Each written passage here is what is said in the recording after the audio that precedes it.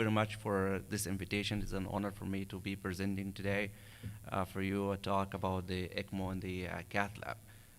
My name is Elsayed Abo-Salem. I am an intervention cardiologist and assistant professor of medicine at St. Louis University in Missouri.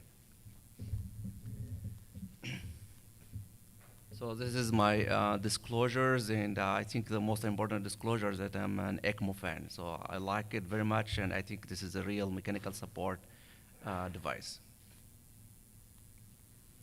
So this is the same pictures that Dr. Najam has shown earlier, and I think it's a very important picture and show how much have we progressed with mechanical support in the for our patients, and you can see how complex this was in 1972, and interesting, this was the first survivor case of VA ECMO, and how complex was it, and it was a trauma patient who made it. And now how it looks like now, this is a tandem live oxygenator and pump, and how it is small and fits in your hand compared to the previous one. So I think it's good for our perfusionists and our nurses and for our patients as well.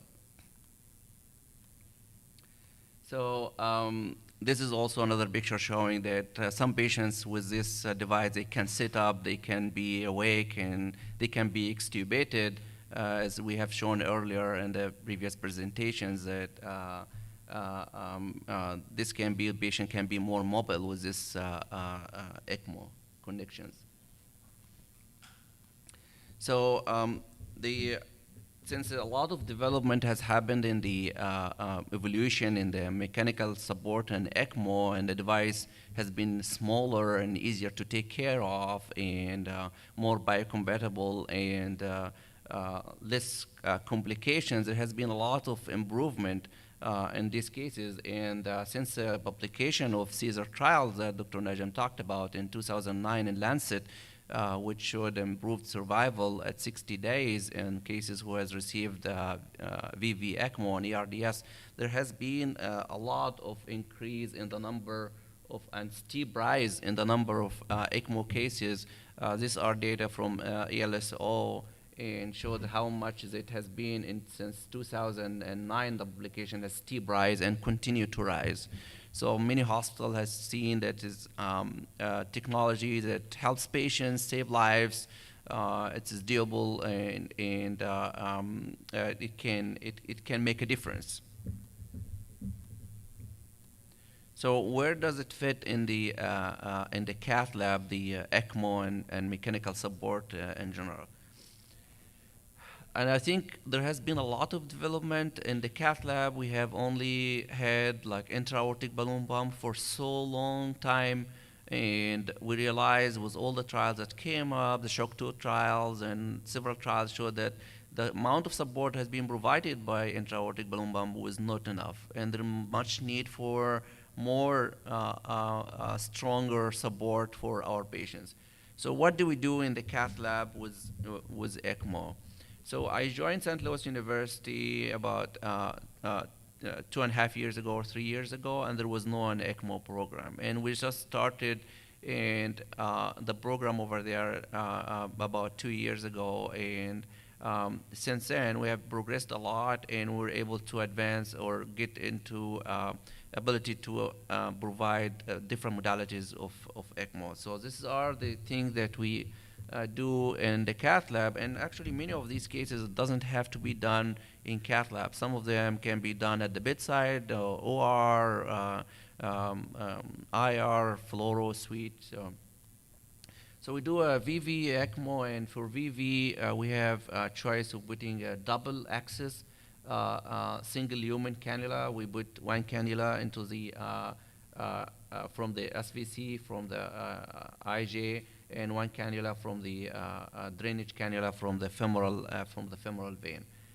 And we use a single axis double lumen cannula, and this would be from draining from RA to BA, which is a brotic duit. They exist in 29 French and 31 French size cannula, and there is the cannula that drain from the SVC and IVC and return the blood to the RA which is Avalon, which exists in adult population, use 27 and 31 French size.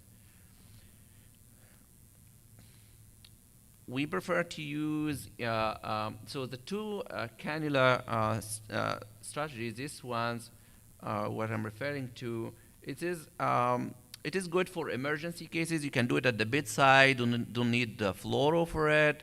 It is good for emergency case bedside, but the problem with it is that there is a lot of recirculation that could happen when you run at a high flow in these cases. So basically, the blood that's coming out from the outlet cannula will go back to the inlet cannula, and you have circulation more than 15%.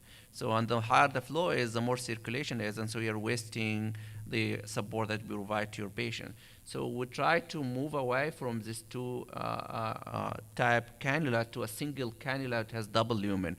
And so we use either Avalon or Protic Dewey. Avalon is also need to be done under fluoroscopy. You need also to do an echo to make sure that the flow is directed toward the tricuspid valve to get the maximum and the better flow. One of the disadvantages of this cannulation is that it is you have to maintain the position very secure. Small movements can result in migration, and if the outlet port moves up and down, you will have more recirculation and decrease efficacy of the cannula. Protic Dewey, you can flow the same flow or a little bit less compared to Avalon, but one of the advantages is provide also RV support at the same time. So in many patients with ARDS, about 10 to 25% of these cases, they have shock associated, and part of the mechanism of shock in this case is not only septic, part of the mechanism of shock in these cases, they have RV dysfunction in these cases. So that's what would be an advantage of Protic Dewey compared to Avalon cannulation. So it's also a more stable in position. So like few millimeters or few centimeters movement in and out usually doesn't result in more trouble compared to Avalon. So that's what would be the advantage. And also the recirculation in this cannula is almost zero. There is no way you will have recirculation with Protic Dewey, basically because the distance between the boards are very big, and the outlet board is in the outlet board is into the BA, and the inlet is in the RA. So there is no way you can get recirculation with this cannula. Avalon also, the recirculation rate is very low, less than 10% is insignificant. The only important thing is the migration, as Dr. Najam said, because it can migrate into the hepatic vein or can also migrate up and resulting in decreased efficacy. So for VA, we use a standard femoral artery and femoral vein for cannulation for our VA ECMO cases. We use a 24 French for the femoral vein. Most of the adults, they can accommodate this size of cannula without any troubles in the femoral vein. And we use our return cannula based on how much flow we wanted in this patient, what the size of the patient, what their expected cardiac output would be. But most of our adult patients, we use a 17 French arterial cannula in the femoral artery. There are different ways of connections that you can do. You can use the Protic Dewey to drain from the BA as well, which also can be used like a LV venting methodology. You can return the blood to the axillary artery, which would be like similar to a central cannulation method. So how do we choose between these different modalities? So if a patient main presentation is ARDS, and their main issue is hypoxemia, we try to see if the patient has shock or not. So if the patient has a mild degree of shock, they require one vasopressor, and the requirement of pressor is not high. Actually, just by correcting their hypoxemia and putting them to VV, most of the time you can get the patient off pressors and they will be more hemodynamically stable. So the hypoxemia itself contributes to the shock. So if mild degree of shock, we just straight go to VV in these cases. And again, we use prefer to use Protic Dewey or Avalon. If the patient has RV dysfunctions that we see in echo, then we go with the Protic Dewey. It would provide VV oxygenation, provide RV support at the same time. If the patient has a moderate or high dose pressor requirement, Then we decide based on echocardiogram or right heart cath, what is the mechanism of shock in this patient? Is the patient in septic shock, or is the patient RV failure or biventricular failure in these cases? And based on that, we can decide what device we would use. Do we put the patient on ECMO, VA ECMO, or do we put the patient on parotid DUI and Impella? Or just to put the patient on parotid DUI. If the patient has RV failure and has ARDS, this is the only device that you have, which would be a single device that you can provide support for both circulation and oxygenation at the same time. So if the patient is, main presentation is cardiogenic shock, and we're called for this patient to put an ECMO in, then we try to identify two things. What is the degree of support needed for this patient? And what is the mechanism of shock on this patient? So we do an echo, we do a right heart cath for this patient, and then based on this decide what to do for these cases. So if this is primarily an RV failure case, then we have the choice of Impella RP, parotid DUI, and we put a VA ECMO for these cases. So most of the time we can get through with Impella RP or parotid DUI alone. So we put a parotid DUI cannula without an oxygenator on. If the oxygen of the patient is fine, we just put a parotid DUI without an oxygenator, and it provides RV support. And it can flow up to like 4 to 4.5 liters, occasionally more than 4.5 liters with the parotid DUI. If the patient has biventricular failure, then it's easy just to go directly with a VA ECMO and decide what size of cannula based on the size of the patient and what is their vascular access permits for their cannulation. So if the patient has LV failure, these are the options that we have. Intra-aortic balloon pump has been there for a long time, and it's just not enough. Once the patient is in cardiogenic shock, as we defined, systolic blood pressure less than 90, and require multiple pressure, intra-aortic balloon is not enough. It provides only indirectly improve your cardiac output by half a liter, which is nothing for patient with cardiogenic shock. So we don't use intra-aortic balloon pump anymore, except for very early, very mild cases, mainly heart failure with just a mild drop in the blood pressure. They are not on any pressors. So it has not much rule right now in our practice. So maybe a year we do like 1 or 2 of these cases. And Impella came on board, and there is Impella 2.5, which fall for our favor because you just use the 13 French, and the Impella CB is 14 French, and the Impella CB provide 3.5 liters of flow. So our start usually in cardiogenic shock decide do we need an Impella CB or more. So Impella CB would provide 3.5 liters. So for a small size patient in the early stage of shock, it would be an okay and good because it provides excellent LV venting and LV unloading for these cases, and provide also improvement in the cardiac output. But usually again, it provides 3.5 liters. So if you have a big size patient where they need the 5 or 6 liter flow, then it might not be enough for these cases. So we have an Impella 5, and Impella 5 can provide 4.5 liter, which is excellent amount of flow, but the disadvantage of Impella 5 is that it requires 23 French size sheath to put in, so we have to put a surgical cut down to put an Impella 5, which is, we have done these cases, but the issue that it requires a good time to arrange with a surgeon to come by and put an axillary cut down, which is sometimes it can be excellent. With Dr. Najam, he puts an axillary access in 15 minutes, but in some institutes, this might mostly not feasible to be done in 15 minutes. Most of the time, by the time you contact your surgeon, get the OR team at the middle of the night and try to put in an axillary graft to put an Impella 5, it takes an average like hour and a half to do something like this. So for patients that are in a shock status that are building lactic acid and acidosis, it may be not a very feasible situation. So so the other option is the tandem heart. And tandem heart, you put a transseptal cannula to the left atrium, and then you return the blood to the femoral artery. It is doable, but has to be done in the cath lab or fluorous suite. It has to have, the operator has to have an experience with using transseptal cannulation So that was the limitation of tandem, but it provides a similar flow like the Impella 5 or a little bit less, so 4.5 liter, what the tandem heart would provide. But it is excellent in the way that it provides support for the LV with a high flow and also unloading the LV at the same time. So we have the VA ECMO, which is can be done at the bedside. So if you have a patient that need a high amount of support, they are crashing unstable, move them out of their ICU bed.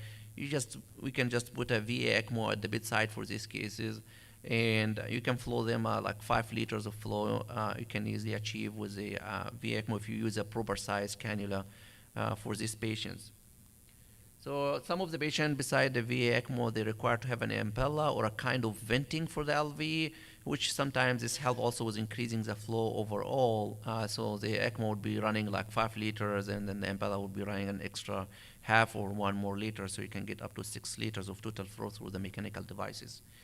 So compared to what we have earlier, we have the intra-aortic balloon pump as a primary method for so long years, and in last 10 years, the impella came on board, and now we have a lot of varieties for mechanical support in the cath lab that we do, which I believe saved a lot of lives of our patients that was not possible without having this kind of degree of mechanical support. So I'm going to be talking about one of the cases that we had a few months ago.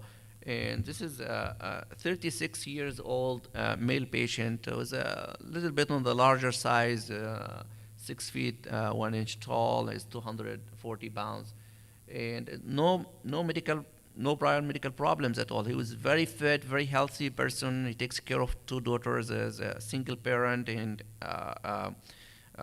doesn't have any problems at all. And then all of a sudden he has acute chest pain, and he had STEMI, and he has anterior wall and inferior wall STEMI, very large infarct that he has, a double injury that we call. And then the patient was in the emergency room. His blood pressure was 60/40. His heart rate was 130. So the patient was taken to the cath lab, and then the patient was put in impella, and then they shoot the coronary artery, and they found the left anterior descending coronary artery was occluded, and the RCA was occluded, as you see here. This is the right coronary artery is cut here. They did a good job. They opened the artery, and this was the problem. They opened the RCA, they opened the LID, and so by definition, they have a successful procedure because they are able to open the artery that was the culprit. But the problem, once shock started, it begets more metabolic disturbances and more of shock status that by correcting the coronary artery is not going to be enough at this point. The heart takes time to recover from injury, so the patient will still be in shock. So the primary role here is to provide support for the patient until heart start recovery. But what kind of support you need to provide is based on what is the degree of shock the patient had, and the patient, how much of cardiac and flow that you need, cardiac output and flow that you need in this case. So at the end of the procedure, they open the artery, it looks perfect, but the blood pressure of the patient was impella on, stay at 70/40 on 3 pressors. The patient has recurrent VT and VFib. The impella flow that was supposed to be 3.5 liters actually went down from 3.5 liter to 2.5 liter. And the reason for that, because the patient has also RV failure along with LV failure. And one of the things that we always under-recognize that we provide support to the LV and forget about the RV, which is important ventricle. So unfortunately, they keep trying, escalating more and more pressures, and they keep giving the patient bicarb, and but 3 hours later, after all these trials, the patient was having a blood pressure down 60/40 again, like at the exact beginning of the situation. The patient on 4 pressors, on max out on 4 pressors, there's no other way to go. And the impella flow down to 2.5 liters. So we got called to put this patient on ECMO.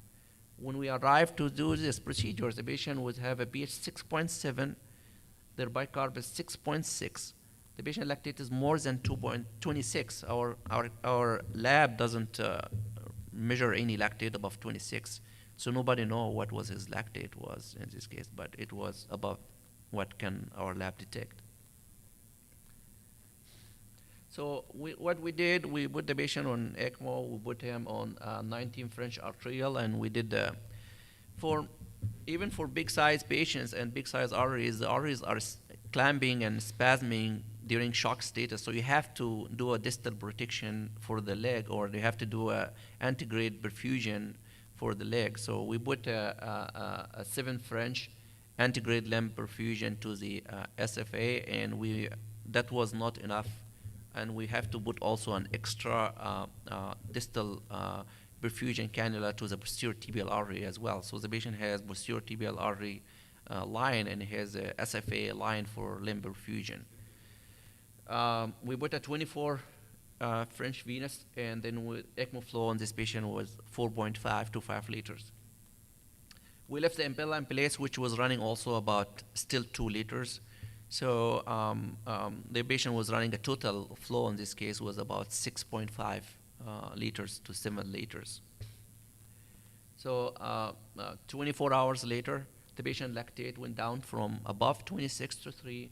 The pH improved from 6.7 to 7.34, and the blood pressure was in a MAB of 80. Initially, the patient was just completely dependent, no cardiac functions, flat line on the monitor arterial line.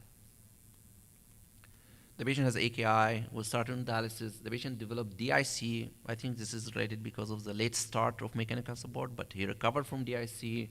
The LV recovered, and at day, I think was 6, the patient cardiac output reached up to 12 liters in his own cardiac output when we were weaning our devices on. So we started weaning our devices, and he developed north-south syndrome, changed from VA to VAV, then VV afterward because he developed pneumonia as well. So it was moving forward, everything was progressing, and then we started the patient weaning off sedation, and so many days went on, and the patient is not waking up. Everything looks fine, mechanical-wise, hemodynamic-wise, metabolic-wise, he's doing perfect, but he was not waking up. So the patient at day 12, we took him to CAT scan, and we consulted neurology, and they saw this loss of gray-white differentiation. And the patient the family withdrew care, and he was pronounced death. It was a sad story. Patient was having a single parent for 2 kids, but one of the problems for this case is that you can provide a lot of support. We have a lot of tools to use for our patient to save their lives, but you just have to provide the proper support at the proper time. You need to start early in these cases. You don't wait to the last minute to start, because what happens when you start very late? The most important organ will be hurt. It is the brain. Once the patient develops anoxic brain injury from being in hypotension for a long period of time, then there is no way to do anything for it. So you can help with anything except anoxic brain injury. So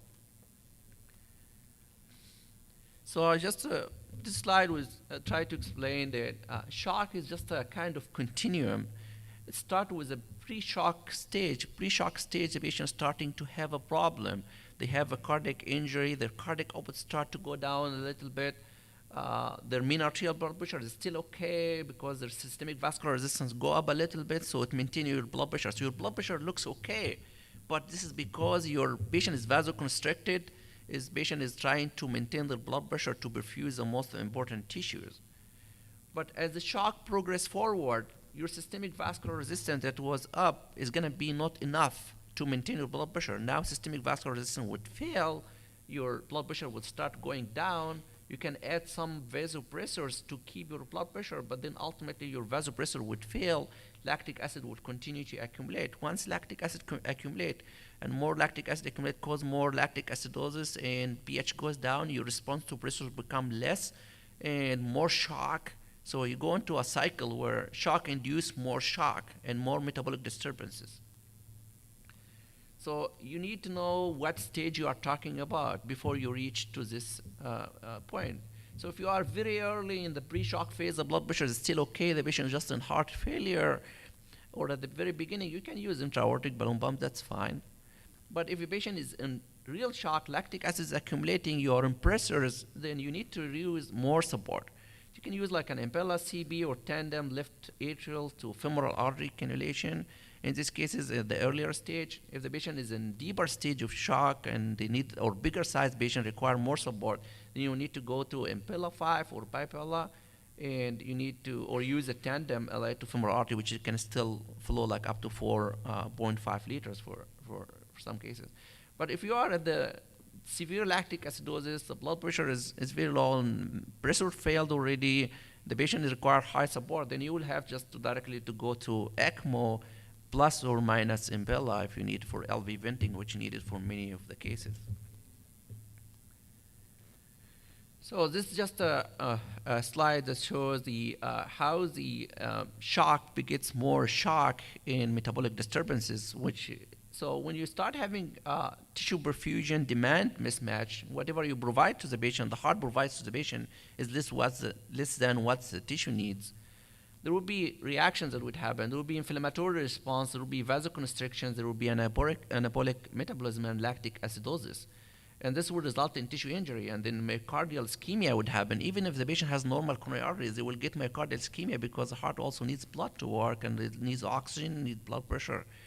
So you will have myocardial ischemia, which cause more decrease in your cardiac output. You will have kidney injury, which cause more acidosis and metabolic disturbance. You have liver injury, which cause more coagulopathy and metabolic disturbance and bleeding. You have mesenteric ischemia, bacterial translocation and bleeding. You have capillary leak and anoxic injury. And all this would result in more increase in the demand. The patient will need more and more of support. Cardiac output will go even lower. You will vasodilate, and then you lose the vasoconstrictor mechanisms that the body tried to do, and then you will have hypovolemia from bleeding. All this result in more perfusion demand mismatch, which will result in more anabolic metabolism, more systemic inflammatory response. Go through this again and come back again. So it goes into a cycle and spiral cycle, the spiral of death. The patient will get worse and worse, and will be more deep in shock. So it looks like a domino effect. In every stage you are late, more things are falling. The kidney would fall, the mesenteric ischemia would happen. All this, as time goes by, it gets worse and worse. So I think one of the important things that we need to emphasize on in the management of this case is whether in the ICU or in the cath lab, is that an early identification. We need to identify shock very early. We need to identify patient in shock when they are in a pre-shock stage. When they go into heart failure, they are vasoconstricted and they're to maintain their cardiac output. And need to identify what degree of shock the patient is and what degree of support they needed. Once we identify which degree of shock the patient in and what's the degree of support the patient needed, and we need to start it immediately.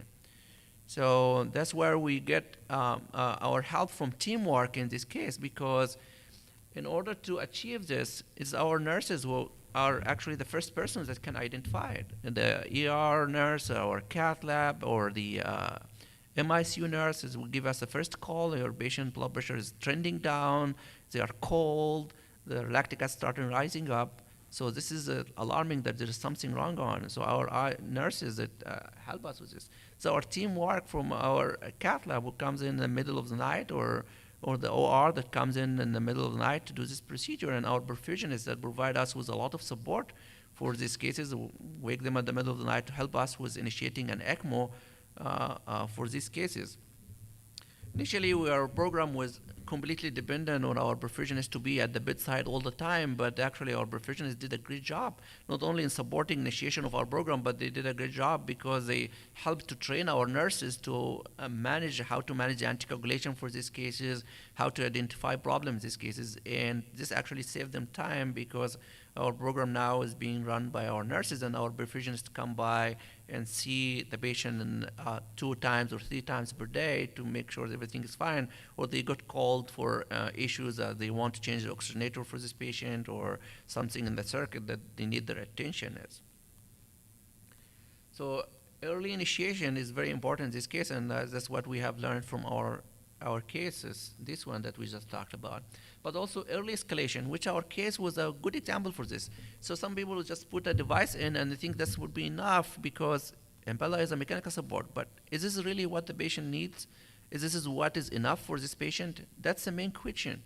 So if you put the patient on a device, and whatever the device that we choose for the patient or you choose for your patient, you just have to see, is this is working enough? You have to wait and see, is the lactic acid going down, the blood pressure is going up, the patient is making urine, or not? If not, then you have to escalate the patient quicker in this case. This patient should have been escalated immediately, even before the coronary perfusion, because even the coronary perfusion didn't help. If you are in deep shock, it's not going to make an immediate difference. This is our data from a National Cardiogenic Shock Initiative that showed that you have to have a target when you put the patient on mechanical support, and you have to have your cardiac power output of more than 0.6, and you have to have your lactate going down. I think the most important one and the easiest one is that you have to have a lactate that's going down. If your lactate is going down, then most probably you're providing blood flow to the tissues that's clearing it. If your lactate is going up, then you're moving in the wrong direction for this patient. Even if you have a cardiac output, it's just not enough for this patient. You can have a cardiac output of 5 liters, but the patient needs more, or 3 liters, but the patient needs more of cardiac output because their metabolic demand is high, and they're having lactic acids that need to be cleared off, and all this need to be cleared off so the patient have restored their vasoconstrictor tone and decrease this inflammatory response that happened from shock. So I think this is the if this is the important slide. Early identification, early initiation, and early escalation of therapy in this case is the key for successful mechanical support in these patients. This was the last slides. So thank you.